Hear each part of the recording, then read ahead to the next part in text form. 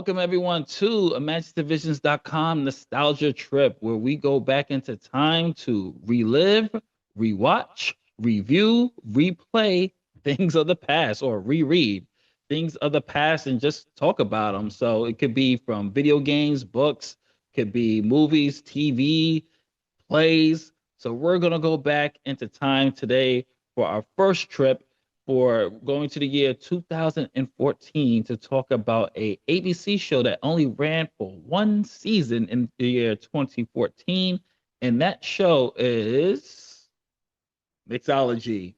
And the reason why I wanted to do this show, one, it just popped in my head randomly when I was just outlining of what shows I wanted to do. And I remember watching this show back in 2014, back in my heavy dating era, because 2014 was a different time, guys. Like, yes, we still had the dating apps, but it wasn't as heavily used as it is in the 2020s era.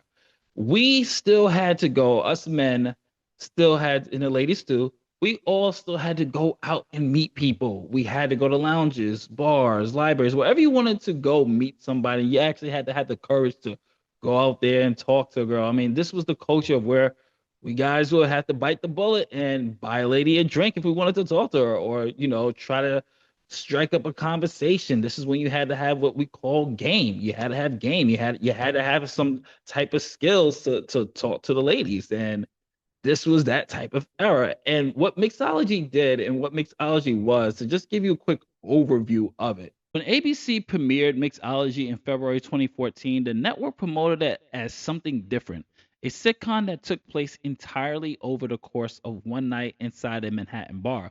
The hook was intriguing. 10 singles, 5 men, 5 women walk into a trendy spot called Mix. And over the next few hours, their lives, connections, and secrets unfold. By the end of the 13th episode, the night will end, romances will spark or fizzle, and the experiment would be complete. It was a bold idea at the time, especially for network television.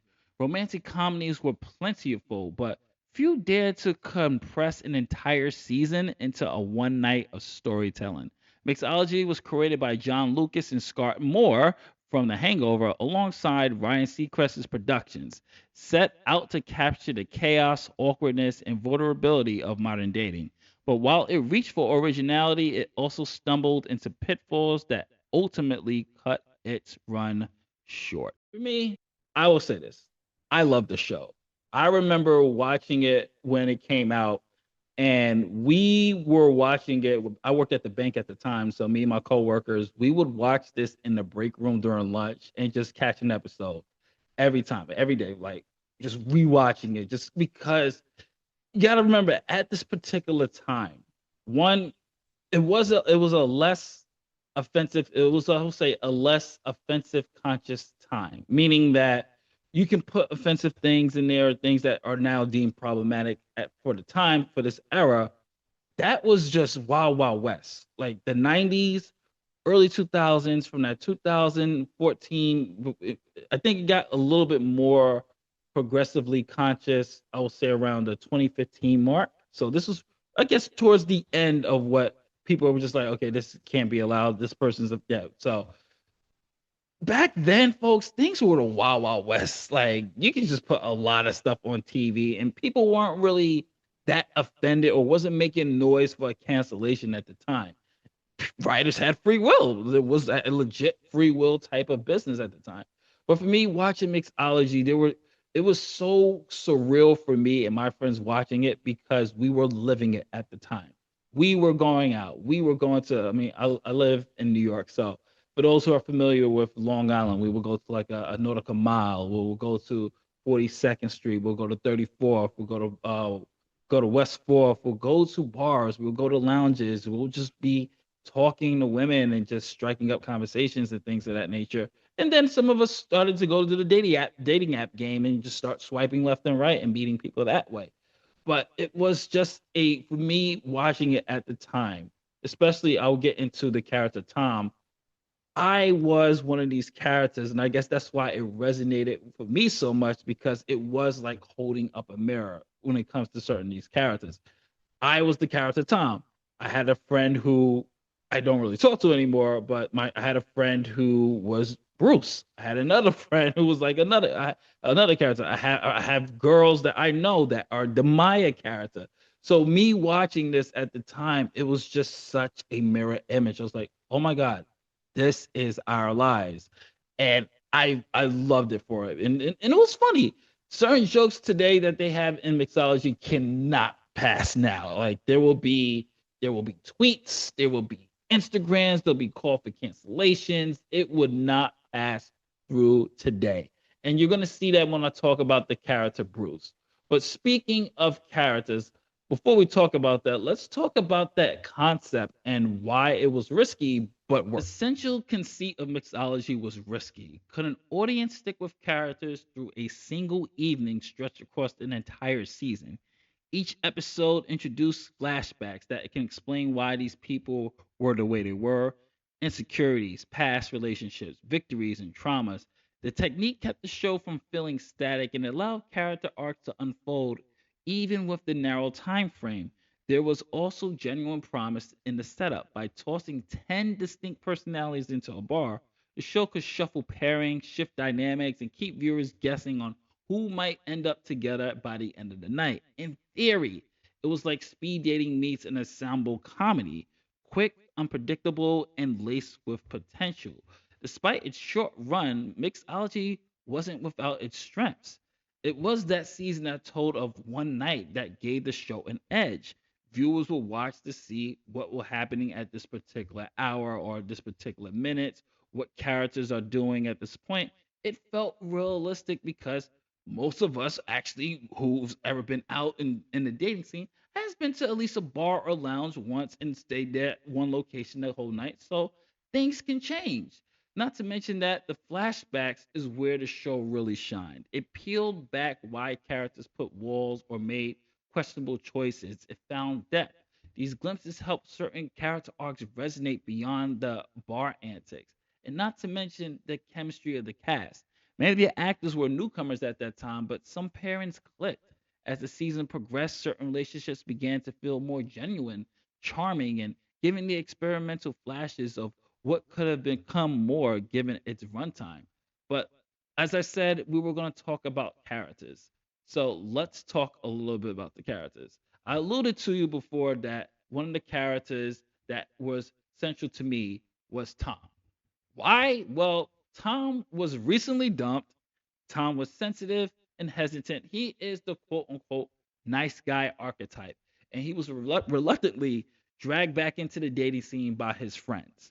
Bruce. Bruce is another one. He's loud, he's cruel. Bruce is what you will call today's. He's a very Andrew Tate light. If there was a character like the Red Pill movement guys, it would be Bruce. And then you had Maya. She's sharp tongued, guarded, and skeptical of romance. But for me, what worked with this is Tom and Maya. As I alluded to before, not to get personal, but hey, if you've seen Faye and Jay podcast show, shameless plug on our channel, then you know a lot of my story when it comes to the dating scene. to my shame, to my shame, but we all grow, folks. We all grow. I was Tom. I was that quote unquote nice guy archetype. And if you want to know who Tom is, just look behind me. The character right there and the character that's licking his cheek is Maya. I was Tom. I was that quote unquote nice guy archetype dude, the good guy and all that other stuff. Still am, just not like that type of level of what Tom was, that agreeable or oh my gosh, I can't believe. But what worked for me was Tom and Maya. And if mixology had a central couple, it was arguably Tom and Maya. Their push and pull dynamic carried much of the emotional weight of the season, and their arc highlighted both the promise and limitations of the show's format. Tom, who was greatly played by Blake Lee, was freshly dumped nice guy. He was earnest, he was hesitant, and he was dragged back into the bar scene by his friends. He's awkward. He made his endearing to some, just gravitating to others, but he represented the everyman's perspective in a sea of louder personalities. Tom wasn't flashy, just like I was, but he wasn't, but he was relatable. And He was heartbroken, he was vulnerable, and he was unsure on how to move on from the breakup, which I was at that particular time. That's why I said I related heavily on the Tom character. Maya, who was greatly played by Ginger Gonzaga, she was Tom's opposite. Opposites attract was a theme here as well in the show. She was sharp, guarded, and openly skeptical of the bar's hookup culture. Maya had no patience for small talk or cheesy pickup lines, and her sarcasm cut through the cocktail chatter. Yet, as her flashbacks reveal, her cynicism, she was very cynical, I should say. She was very cynical, and it came from disappointment and pain, past pain. And it made her more than just that tough girl trope. Their interactions quickly became the show's emotional backbone, where other parents leaned on broad humor or attraction. Tom and Maya felt like a genuine clash of worldviews. Their banter often really between biting and vulnerability, showing how two people were very different defensively, could slowly chip away at each other's walls. Critics noted that Tom and Maya gave mixology some of its rare grounded moments. While much of the show's humor relied on crude jokes or exaggerated archetypes, these two characters hinted at something deeper, a chance for the series to balance that cynicism with sincerity. By the finale, their arc suggested that even in a single night of chaos, connection was possible, not just for a laugh or a fling, but something more real. Unfortunately, because Mixology only lasted one season, we never get to see whether Tom and Maya's spark could sustain itself beyond the confines of one evening. The relationship became a more of a what if, a glimpse of the show's potential to transcend its gimmick and deliver a romance worth rooting for. And that's the thing about Mixology, because the whole premise of it, and this is why I wasn't really heartbroken when it was canceled, because the whole premise was one night, one season, one night. What will happen in one night? So mixology, if it did continue, I would not want to see what happens after they left the bar. Maybe a glimpse of a scene here and there, maybe towards like an actual series finale, but the bar I always felt was the main character of this particular show. So if they did do a season two, it would have to be another night with a brand new cast, like a kind of an anthology of the mix. And I would have loved to see something like that if it did continue. And I thought the concept, conceptually wise, it would have worked. But we do have to talk about, as much as I have praised the show and love the show, we do have to talk about its flaws, and we do have to talk about Bruce, the character of Bruce. So let's get into it. Let's talk a little bit of why mixology didn't really work or didn't survive as much as I would have hoped. So there were some issues. There were some tone problems too when it came to mixology.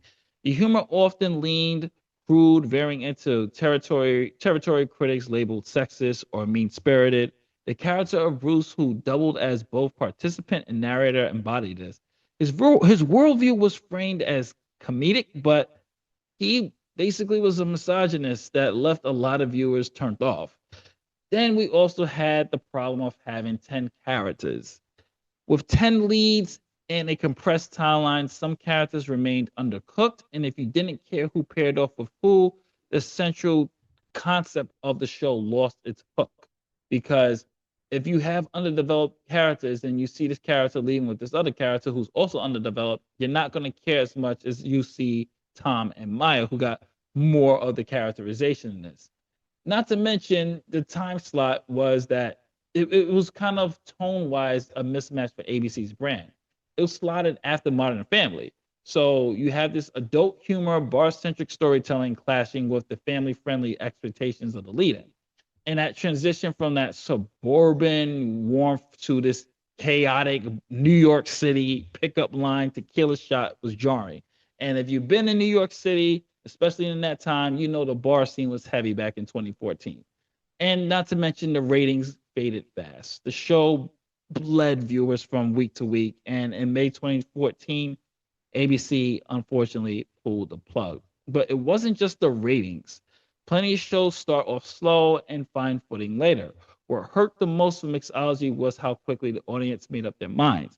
The pilot set the tone that many found off-putting, and a barrage of edgy jokes without enough balance apart.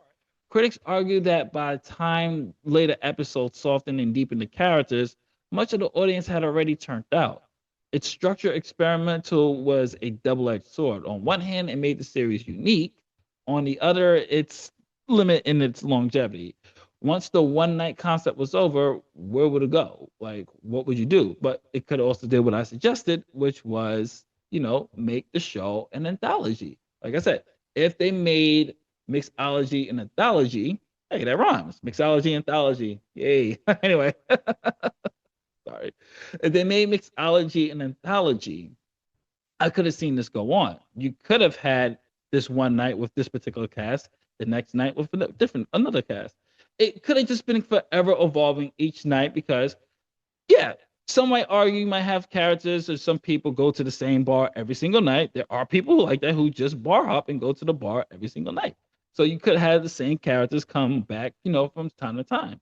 You could have had Maya and Tom show up in a later season, like a season 4, and still together, showing people what happened after the night they met. So there were ways for this concept, honestly, to go on. It was just that there were a lot of issues with the particular show for some people, from some critics.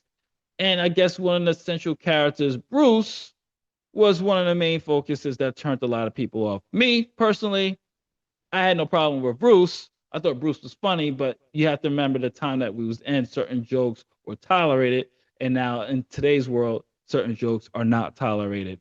But Bruce, come on, guys, let's be honest. For my men viewers out there, we know a lot of Bruces. We know guys that are just like Bruce, and Bruce was the wild card. Every sitcom has a wild card. Bruce is the brash, loudmouth friend who says things that no one else will. And in mixology, Bruce was that guy. He was played by Andrew Santino, who did a great job as Bruce, by the way. On the surface, Bruce was designed as a comic relief, a brash, foul mouth hustler type who barged into conversations, threw out one-liners, and functioned as the group's resident agitator. He wasn't just another character in the bar; he was also the show's narrator, so providing voiceover commentary that framed how viewers were supposed to interpret events. And that's where the problem started.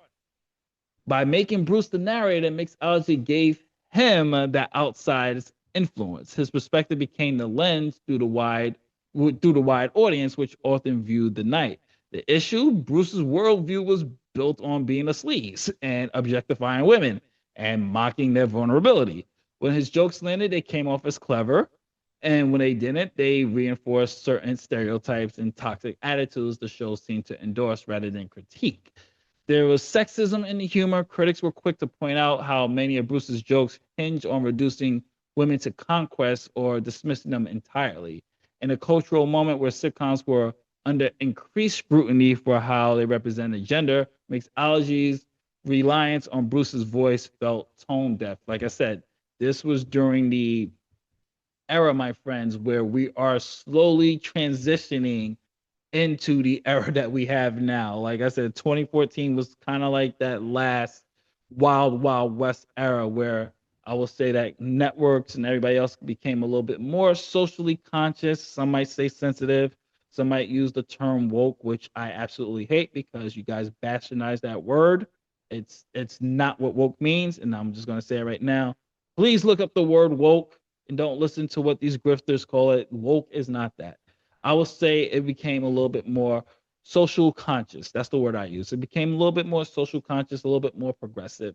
And this was towards that. We're entering that type of era where people are becoming more conscious of what they're putting out and all for it, whatever. And it is what it is. I say there's space for everything here. Whatever, if you're offended by something, just don't watch. If you like something, watch it. It's the same way. If I don't like something, I don't watch it. If I'm offended by something, which I'm rarely offended by anything, I won't watch it. It is what it is. But critics were to point out that Bruce was also, he had a mean streak. He was a character that works when the wharf under the edge. Think Barney on How I Met Your Mother, but not really Barney. Because with Barney, at least, which I will be covering How I Met Your Mother, it's my favorite show of all time. With Barney, at least, Barney had a lot of heart. We knew as time goes on why Barney was the way he was. But keep in mind, this was only one season, so we don't know why Bruce got didn't get like the humanity treatment to soften his behavior. His aggressive persona overshadowed any glimpses of vulnerability, making him feel less like a flawed but redeemable character and more like a liability to the show that never addressed why Bruce was kind of the way he was.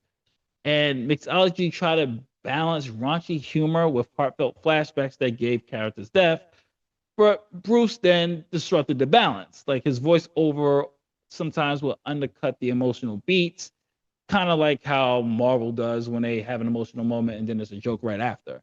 Just one little shot at Marvel. I love Marvel, but just one shot there. But because I hate when Marvel does it. But think of it something like that. So imagine you have an emotional beat moment, and next thing you know, the character makes a joke undermining that emotional moment. You'd be like, what the hell? I'm supposed to feel something, but you're making a joke out of it. You're making light of the situation. What the hell? So that was probably one of the real downfalls of, and I don't want to blame it on one character, but Bruce, if they pulled back his worldview a bit, if he wasn't such a central piece to the mixology puzzle, but at the same time, keep in mind, this is 2014. And there were a lot of guys like this in 2014 in the bars that viewed was just they're trying to fuck. And yeah, they were just trying to fuck. They like to quote Vesper from James Bond's Casino Royale. There was a time like dudes was just seeing women as not as as disposable pleasures meant than meaningful pursuits. That was how some guys were back in that bar scene era. And unfortunately, that's how some of these guys are today. They gotta be with them. But I don't want to end this on a downer when it comes to mixology because I still love the show, minus its flaws. I will still go back and watch this. For me, like I view it for me as kind of a time capsule because at some point I was Tom and I look back and cringe that I was Tom. Then later on, I became Ted Mosby, which I will get into when I do How I Met Your Mother. I was Tom, Marshall, Ted Mosby, and a little bit of Barney. But the whole point is that we grow, we change, everything happens for a reason. And what I want to say about mixology to end this nostalgia trip is what I love the concept of this. I would love to see another show try that concept of a one night in a bar and just this time, maybe not 10 characters, maybe just a group of friends and how they are in this particular setting. Make it this setting now too, because I would love to see a show like Mixology in the post in this dating app era, men not really going out, like in this dating app, just battle of the sexes that's just happening now. It's just constantly ruin relationships and just this TikTok social media era where men have this viewpoint. You have the red pill guys, you have the women who, it's such a mess. It's such a mess. I would love to see a show that tackles that. Like, how will it go when you have a guy that has that red pill mindset, or you have a girl that has this all men are dogs type of mindset, and then you have just the less extreme type of worldviews, and you're all in this one particular setting. I would love to see something like that. To conclude, my friends, I will say this: mixology came and went in 2014. But it stands as a reminder that network comedies sometimes take big swings, didn't work out, but its DNA can be seen in later shows that play with time, perspectives, and ensemble storytelling. For the few who stuck with it, people like me, for all 13 episodes, there was a glimpse of charm and even heart. And for most, it was just another drink at the bar. Quickly forgotten, but worth noting as a part of television, ongoing search for new flavors.